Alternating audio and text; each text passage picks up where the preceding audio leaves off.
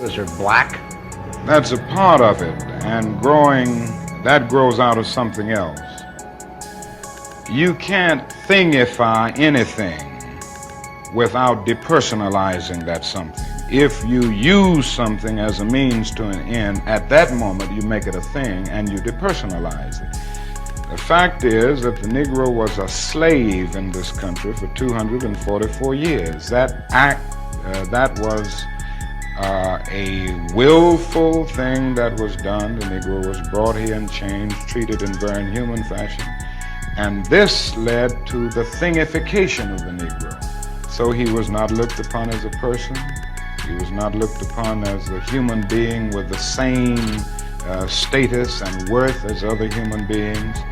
And the other thing is that human beings cannot continue to do wrong without eventually rationalizing that wrong. So slavery was justified morally, biologically, theoretically, scientifically, everything else. And it seems to me that white America must see that no other ethnic group has been a slave on American soil. That is one thing that other immigrant groups haven't had to face.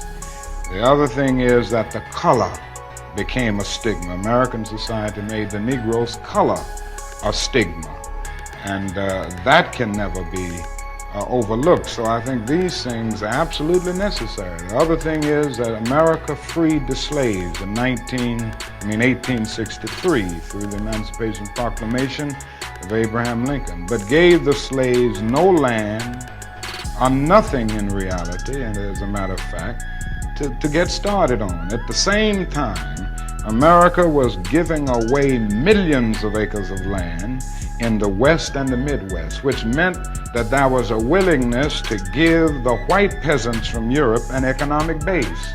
And yet it refused to give its black peasants from Africa, who came here involuntarily in chains and had worked free for 244 years, any kind of economic base. And so emancipation for the Negro was really freedom to hunger. It was freedom to the winds and rains of heaven. It was freedom without food to eat or land to cultivate, and therefore it was freedom and famine at the same time.